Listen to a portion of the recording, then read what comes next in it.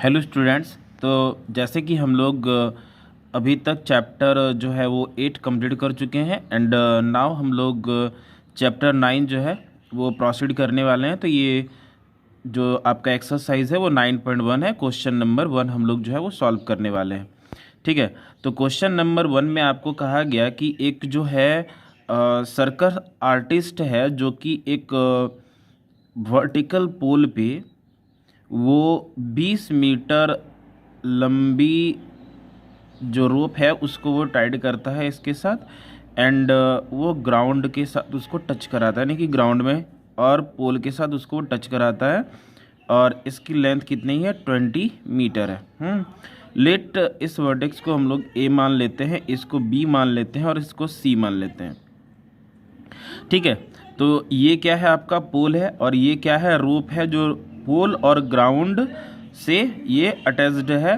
तो ये जो आर्टिस्ट जो था उन्होंने क्या किया था, इसके वर्टिक्स यानी कि ये पोल के वर्टिक्स और आपका जो ज़मीन है उसके साथ अटैच किया। अब यहाँ पे क्वेश्चन ये है कि इस पोल की लंबाई कितनी है, यानी कि ए बी कितनी है वो आपको फाइंड आउट करनी है। ठीक है। तो सबसे पहला जो बात यहाँ पे दिया गया है कि ये जो एंगल बनाएगा रोप और ग्राउंड के बीच का वो 30 डिग्री का एंगल बनाएगा। ठीक है। तो अब यहाँ पे आपको क्या करना है, ए बी देखना है, ए बी फाइंड आउट करना है, ए सी गिवन है। तो थीटा के सामने वाला जो साइड होता है उसको आप पी बोलते हैं, है ना। और ये वाला जो हो गया वो एच हो गया और ये वाला जो है आपका क्या हो गया, ये वाला आपका तो बी हो गया। ठीक है। तो यानी कि आपको पी निकालना है और एच दिया गया है। तो आप सोचो कि पी बाय एच का रिलेशन कहाँ से मिलेगा आपको, तो साइन 30 डिग्री से मिलेगा, है ना। साइन से मिलेगा और थीटा जो है वो 30 डिग्री है। तो यानी कि sine 30 degree is equal to आपका क्या रिलेशन है, पी बाय एच का, यानी कि ए बी बाय ए सी का, है ना। तो अब यहाँ पे साइन 30 डिग्री का वैल्यू कितना होता है 1/2 और ए बी आपको फाइंड आउट करना है, ए सी आपको गिवन है। तो अब यहाँ पे इसको क्रॉस मल्टीप्लाई करते हैं तो 1 × 20 कितना हो जाता है, ये हो गया 20 और ए बी × 2 करेंगे तो यहाँ पे क्या हो जाएगा 2AB, है ना। इसको थोड़ा रीअरेंज कर लें तो यानी कि यहाँ पे 2AB इज इक्वल टू 20 हो गया, है ना। Then A B is equal to क्या हो जाएगा 20/2। यहाँ पे हम 2 से 20 को कैंसिल करेंगे तो हमारे पास जो आंसर आएगा वो 10 मीटर होगा। क्लियर है। अब हम लोग क्वेश्चन नंबर 2 की बात करते हैं। तो सेकंड क्वेश्चन में कहा गया है कि एक जो है वो ट्री है, सपोज दैट कि वो ट्री जो होता है वो क्या होता है कि मतलब स्टॉर्म तूफान आता है और तेज तूफान की वजह से जो है वो टूटता है और टूट करके बेंड कर जाता है। तो मान के चलिए कि ये पूरा का पूरा क्या है, ट्री है जो तूफान आने की वजह से इस जगह से ये टूट गया और टूट करके क्या हो गया, बेंड कर गया। बेंड कर गया मतलब झुक गया, है ना। इस तरह से ये झुक गया। क्लियर है। तो यहाँ पे जो झुकने का है मतलब ये जो फुट है, ट्री का जो फुट है और जहाँ पे ये बेंड किया है, जिस जगह पे ये दोनों मीट किया है उस जगह का पूरा जो लेंथ है वो गिवन है कि वो 8 मीटर है। ठीक है। तो आपको क्या करना है, ये ट्री की जो है वो लंबाई आपको निकालना है, मतलब ऊंचाई कितनी ऊंचाई है वो आपको ज्ञात करनी है। ठीक है। तो यहाँ पे हम क्या करते हैं, सबका पहले नाम लिख देते हैं। ये ए हो गया, ये आपका बी हो गया, ये सी हो गया और इसको मान लेते हैं डी। ठीक है। तो सपोज करते हैं कि ये जो ए बी है ना, लेट्स कि जो यहाँ पे आपका ए बी होगा इसको मान के चलते हैं कि ये x मीटर का है। ठीक है। और उसके बाद ए बी जहाँ से बेंड किया था कितना ए डी, तो ए डी जो था वो आपका बेंड किया था जिसको मान के चलते हैं कि y मीटर है ना।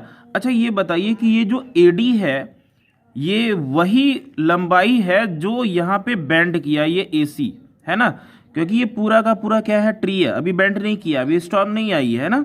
तो जब ये बेंड किया तो क्या ये बेंड किया जो भाग है ये वही भाग है जो पहले स्ट्रेट था, है ना। तो ये वाला x मान लिए, ये वाला y मान लिए, तो क्या ये AD की जो मतलब ऊंचाई है ये वही ऊंचाई है जो यहाँ पे बेंड की है? तो इसका जवाब है यस। ठीक है, तो इसको ये भी y हो गया। अब आपको क्या करना है, आपको AB की हाइट निकालनी है और AC निकाल लेनी है और दोनों को ऐड कर देना है, इसको x प्लस वाई, तो ये हो जाएगा हाइट ऑफ ट्री, है ना। तो हाइट ऑफ ट्री क्या हो जाएगा आपका? हाइट ऑफ ट्री क्या हो जाएगा आपका? x प्लस वाई, यानी कि ये वाला और प्लस ये वाला दोनों को जोड़ दीजिएगा तो आपका आंसर आ जाएगा। तो फर्स्ट ऑफ ऑल हम लोग क्या देखेंगे, इन ट्राइंगल ये ABC में, इन ट्राइंगल ABC में आप क्या देख रहे होगे कि ये आपको सबसे पहले AB निकालनी है और आपको BC दी गई है। AB मतलब क्या होता है आपको पता है? AB जो है वो आपका P हो गया, ये B हो गया और ये आपका H हो गया, यानी कि आपको P निकालना है, B दिया गया है, तो P बाय B का रिलेशन बन रहा है, तो P बाय B कहाँ आ जाएगा? 10, है ना। और ठीक है, एक और चीज़ें हमें दी गई है कि जहाँ पे ये बेंड करेगा वहाँ पे एंगल जो होगा वो 30 डिग्री का बनेगा। क्लियर है?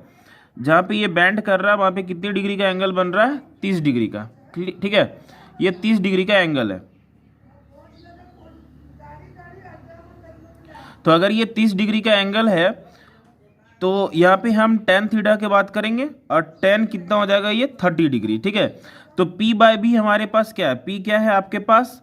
तो P जो होगा वो AB, ठीक है, AB by BC is equal to क्या हो जाएगा? tan 30 degree. tan 30 डिग्री का वैल्यू कितना होता है आपको पता होगा? 1/√3 होगा। ठीक है, तो AB क्या है आपके पास? x है ना। AB जो है आपके पास x है, x बाय BC जो है वो 8 है, इज इक्वल टू 1/√, कितना हो जाएगा? 3।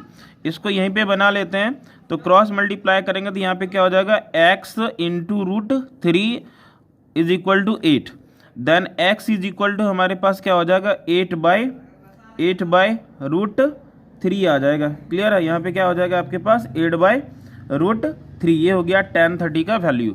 अब यहाँ पे हम लोग देखते हैं नाउ कि ये तो x की वैल्यू पता चल गई, अब हमें y देखना है। तो y देखने से पहले आप एक बात बताओ कि y क्या है आपके पास? h है और 8 आपको BC जो है वो गिवन है, यानी कि आपको h निकालनी है, BC जो है B आपको गिवन है ना। तो B बाय क्या कर लेंगे हम लोग? h की बात कर लेंगे, यानी कि B बाय h जो है वो आपको निकालना है, ये रिलेशन निकल रहा है। तो B बाय एच क्या होता है आपको पता होगा कि कॉस होता है। कॉस कितना डिग्री? तो कॉस 30 डिग्री का बात कर रहे हैं हम लोग, है ना। तो B क्या है आपके पास? B क्या है? B आपका 8 है और H क्या है आपके पास? AC है, इज इक्वल टू कॉस 30। तो कॉस 30 की वैल्यू कितनी होती है जल्दी से बताइए कमेंट में। कॉस 30 की वैल्यू जो होता है वो जो साइन 30 की होती है, कॉस 30 की वैल्यू √3/2। अब यहाँ पे आप क्या करो? क्रॉस मल्टीप्लाई कर लो, तो 8 2 जा कितना हो गया? 16 और यहाँ पे हो जाएगा आपका जो है वो √3 AC हो जाएगा। ठीक है, AC। अब यहाँ पे थोड़ा क्या करो? रीअरेंज कर लो तो अच्छा होगा। √3 AC is equal to 16, then यहाँ पे AC इज इक्वल टू कितना हो जाएगा? AC इज इक्वल टू 16/√3 हो गया। ठीक है, अब यहाँ पे क्या करेंगे? इसको फाइंड आउट कैसे निकालेंगे? इसको फाइंड आउट कैसे करते हैं?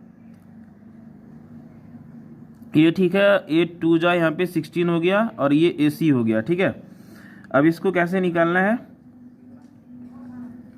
तो AC जो है वो आपका कितना है? 16√3। अब दोनों को हम लोग ऐड कर देते हैं, हाइट को ऐड कर लेते हैं। x प्लस हमारे पास क्या था? y था। x हमारे पास क्या है? √8√3, ठीक है, और प्लस यहाँ पे है 16√3। तो यहाँ पे √3 का तो LCM आपका √3 ही आएगा। टोटल यहाँ पे आ गया आपके पास कितना? 8 और 16 24। अब इसका रेशनलाइज करेंगे तो √3 और यहाँ पे भी आ जाएगा आपका √3। तो यहाँ पे जो फाइनली आपके पास आया वो 24 इंटू √3, तो यहाँ पे हो गया आपका 24√3 अपॉन √3 इंटू √3 क्या होता है? 3 होता है। ठीक है, तो 3 से आप इसको कटा दीजिए 8 बार में, तो आंसर आपका कितना हो जाएगा? 8√3। क्लियर है? 8√3, ये इतनी चीज़ें आ जाएगी आपके पास। यहाँ पे यूनिट लगा दीजिए ये मीटर का। ये क्वेश्चन नंबर 1 और 2 आपका बन गया।